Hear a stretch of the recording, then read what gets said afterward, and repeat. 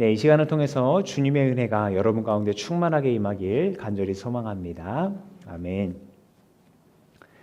네, 오늘은 주현절 첫 번째 주일입니다. 주현절은 말 그대로 하자면 주의 현현, 주께서 나타나셨다 하는 것을 기억하고 기념하자 하는 겁니다. 다른 말로는 공현절이라는 말도 사용합니다. 공식적으로 주가 나타나셨다 하는 거예요.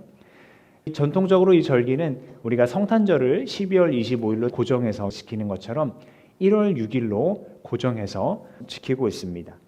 그래서 오늘은 주현절 첫째 주일입니다.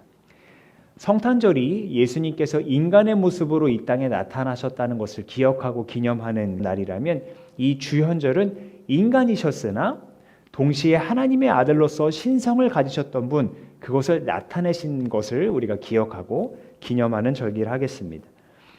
주현절기에는 그의 신성이 명확하게 그리고 공식적으로 나타난 몇 가지 사건을 함께 살펴보게 됩니다. 그 중에서도 가장 먼저 그의 신성이 나타난 사건이 바로 오늘 복음서에서 읽었던 예수님께서 세례 받으신 그 일입니다. 그래서 그걸 기념하기 위해 오늘 주님 수세 주일이라는 별칭이 붙어 있기도 합니다. 자, 그렇다면 예수님의 신성이 나타난 것을 우리가 왜 주목해야 하는지, 그리고 그가 세례를 받으신 사건이 그것과 무슨 상관이 있는지, 그리고 우리에겐 또 어떤 의미가 있는지 함께 살펴보겠습니다. 예수님께서 세례 받으신 이야기에서 결코 빼놓고 얘기할 수 없는 인물이 있죠. 바로 예수님에게 세례를 베푼 세례자 요한입니다. 요한은 백성들에게 죄사함을 받게 하는 회개의 세례를 베풀었던 사람입니다. 세례를 베풀면서 어떤 사람들에게는 독사의 자식들이라고 일갈하기도 했고요. 또 좋은 열매를 맺지 못하면 도끼가 이미 너희 뿌리에 놓여 있어서 너희가 찍혀 불에 던져질 거다라고 살벌한 경고를 하기도 했던 사람입니다. 하지만 그 주변에 몰려든 사람들은 그런 얘기를 꺼려하고 요한을 멀리하기보다 오히려 요한에게 찾아와서 그러면 우리가 어떻게 해야 회개에 알맞는 열매를 맺겠습니까? 라고 묻곤 했습니다. 그리고 세례를 받았습니다. 그러면서 생각했습니다. 혹시 저 요한이 그리스도가 아닐까? 그리스도란 기름 부음 받은 자라는 메시아라는 말과 같은 말입니다. 기름 붓는다는 건 하나님께서 특별히 선택한 사람이라는 의미예요. 그래서 선지자, 제사장 또는 왕을 세울 때 그 머리에 기름을 부었습니다. 그리고 그렇게 하나님이 선택한 사람이란 백성들을 돕고 구원해낼 사람이다라는 의미도 있었습니다. 그러니까 사람들이 이 요한을 그리스도가 아닐까라고 생각했던 건 그가 하나님의 뜻을 올바르게 전하고 있다고 생각했기 때문일 겁니다. 그래서 저런 사람이야말로 우리를 구원해 줄 사람이 아니겠나라고 생각했던 거죠. 이들의 이런 믿음이 더욱 강화됐던 것은 아마 그들이 그리스도를 고대할 수밖에 없었던 상황에 처해 있었기 때문이다 추측할 수 있습니다. 오늘 본문 시작할 때 15절에 백성들이 그리스도를 고대하고 있던 터인데 라고 설명하는 것도 그렇습니다. 오늘 본문이 포함된 누가복음 3장 1절에 통치자들의 이름이 쭉 나오거든요. 근데 이것이 역사적인 사실성을 드러내주기도 하지만 다른 한편으론 이들의 통치 때문에 백성들이 구원자를 그리스도를 고대할 수밖에 없었다라는 간접적인 이유가 되기도 합니다. 특별히 헤롯의 이름이 등장해요. 이 헤롯은 유대를 다스리면서도 로마 제국에 아주 친밀하게 협력했던 왕조였거든요. 그러면 그 얘기는 뭐겠어요? 로마 황제를 기쁘게 하기 위해서 백성들에게 고혈을 짜내고 그들에게서 거둔 세금이라든지 여러 가지 것들을 통해서 로마 황제를 기쁘게 하면 그만이다. 이런 생각을 가지고 있던 사람이었기 때문에 굉장히 악행을 많이 저질렀습니다.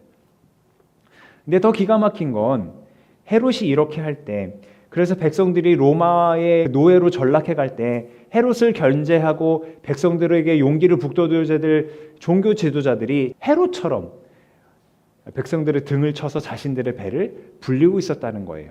자신들의 이익을 먼저 생각하고 있었다는 거예요. 그러니까 백성들에겐 어느 때보다 구원이 절실했던 겁니다. 그럴 때 요한이 나타나서 강력하게 하나님의 뜻을 전파하고 죄사함을 받게 하는 회개의 세례를 베푸니까 사람들의 마음이 흔들릴 수밖에 없었던 거예요. 하지만 요한은 자신이 그리스도가 아니라는 걸 분명히 알았습니다. 예언됐던 것처럼 자신은 그리스도의 오시는 길을 준비하는 광야에 외치는 소리라는 그 정체성을 분명히 갖고 있었어요. 그리고 자신이 그 길을 준비하는 분 그리스도가 누구이신지 분명히 알고 있었습니다. 그래서 사람들에게 이렇게 설명해요. 우리 같이 읽어보겠습니다. 시작.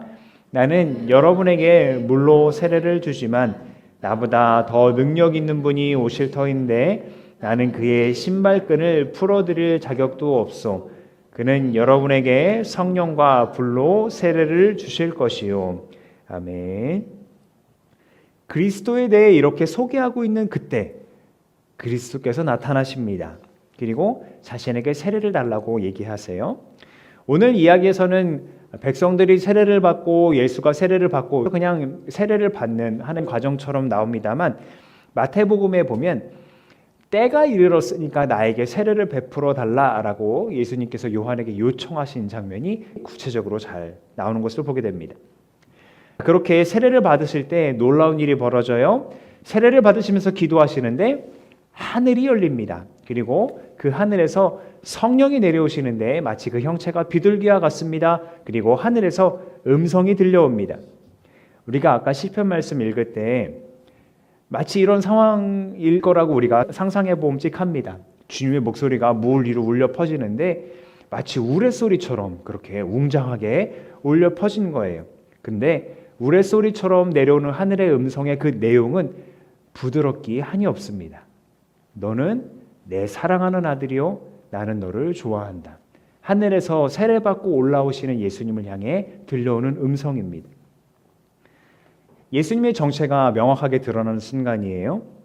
비록 이 땅에 인간의 모습으로 태어나셨지만 그는 엄연히 태초부터 하나님과 함께 계셨던 하나님의 아들이라고 하늘에서 음성이 들려온 겁니다. 그가 세례를 받으시고 기도하실 때 성령이 그에게 내려와서 그가 하나님의 아들이라고 그의 신성을 확증한 그런 현장이었던 겁니다. 그런데 지금 이 이야기 내 사랑하는 아들이다 하는 것과 비슷한 말씀이 오늘 읽었던 말씀 중에 있던 것 혹시 기억나십니까? 오늘 구약 말씀으로 읽었던 이사야서 말씀에 내가 너를 지명하여 불렀으니 너는 내 것이다 말씀하신 주의 말씀이 있습니다. 그러니까 예수님을 향해 들려왔던 그 하늘의 음성과 방금 본 이 이사야서 말씀을 연결해 보자면 세례 현장에서 예수님을 향해 내 사랑하는 아들이다 말씀하신 하나님은 예전부터 계속 백성들을 향해서도 그리고 지금 이 말씀을 읽는 우리에게도 너희는 나의 것이다. 내가 너를 사랑한다. 말씀하고 계셨다는 겁니다. 그 사랑과 구원의 의지가 얼마나 확고한지 물도 불도 그 백성들을 감히 상하지 못하게 할 것이니 두려워하지 말라고 말씀하십니다. 특별히 맨 마지막에 보면 보배롭고 존귀하게 여기고 사랑하신다 말씀하십니다. 이 말씀이 우리를 향한 주님의 말씀인 줄 믿으시기 바랍니다. 아멘. 다시 말씀드리면 세례 현장에서 울려 퍼진 이 하늘의 음성은요. 예수님만을 위한 것이 아니고요. 너는 내 것이라 이스라엘을 부르셨던 하나님의 그 구원의 약속과 부르심이 우리의 세례 현장에도 재현될 것이다 미리 말씀해 주셨다는 거예요. 세례자 요한이 예수님을 소개하면서 그가 성령과 불로 세례를 주실 분이다 라고 소개를 했었는데 여러분 기억하실 겁니다. 그러니까 예수님이 세례를 베풀어야 하시는 분인데 그러니까 세례 받으실 필요가 없던 분인데 그가 백성들과 똑같이 죄사함을 받게 하는 회개 세례를 받았다는 것은 자신의 신적인 정체성을 드러내는 것뿐만 아니라 세례 받을 때 일어나는 일들, 세례 받을 때 어떤 일들이 일어나는가 몸소 보여주시고자 했던 거예요. 그래서 예수님께서도 하나님 나라에 들어가려면 하나님 나라를 보려면 물과 성령으로 거듭나야 한다. 다시 태어나야 한다라고 말씀하셨는데 이것처럼 다시 태어나서 하나님 나라를 보고 하나님 나라의 자녀로 살아가는 길을 보여주시려고 필요가 없는 분인데도 스스로 죄인의 세례를 받으셨다는 거예요. 정리하자면 예수님의 이 세례는요, 그가 하나님의 아들이라는 신성을 나타내는 사건이었고 동시에 이 세례를 통해서 우리로 하여금 그리스도와 함께 하나님의 자녀로 살아가라는 귀한 초청이었다는 것을 믿으시기 바랍니다. 다만 우리가 세례 받았다고 해서 세례 받았으니까 그럼 난 구원받은 거네, 뭐 아무렇게나 살아도 되겠네 라는 것은 절대 아닙니다. 오히려 세례를 받은 자답게, 물과 성령으로 거듭난 자답게 그리스도 안에서 살아가야 합니다. 여러분께서 세례를 받으실 때 배우고 또 깨달으셨듯이 이 세례는 기독교 교리와 역사에서 가장 중요한 의식 중에 하나입니다. 그래서 정식 기독교인이 되었다라고 이 공동체 그리고 많은 사람들 앞에서 선언하는 겁니다.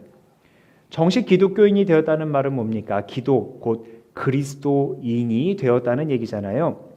그러니까 물에 들어가는 혹은 물을 붓는 행위를 통해서 하나님과 상관없이 살던 그런 죄의 모습이 아니라 하나님의 자녀로 다시 태어났다고 많은 사람들 앞에서 공표하는 겁니다. 나는 죽고 하나님의 자녀로 다시 태어나는 그것이요. 성경에서도 여러 번 이 사실을 증언하는데요. 화면을 보시겠습니까? 제가 빠르게 읽어볼게요. 세례를 받아 그리스도 예수와 하나 된 우리는 모두 세례를 받을 때 그와 함께 죽었다는 것을 여러분 알지 못합니까? 그러므로 우리는 세례를 통하여 그의 죽으심과 연합함으로써 그와 함께 묻혔습니다. 그것은 그리스도께서 아버지의 영광으로 말미암아 죽은 사람들 가운데서 살아나신 것 같이 우리도 또한 새 생명 안에서 살아가기 위함입니다. 또 이어지는 말씀입니다. 여러분은 세례로 그리스도와 함께 묻혔고 또한 그분을 죽은 사람들 가운데서 살리신 하나님의 능력을 믿는 믿음으로 그리스도 안에서 그리스도와 함께 살아났습니다. 자, 이 말씀은 같이 읽겠습니다. 시작.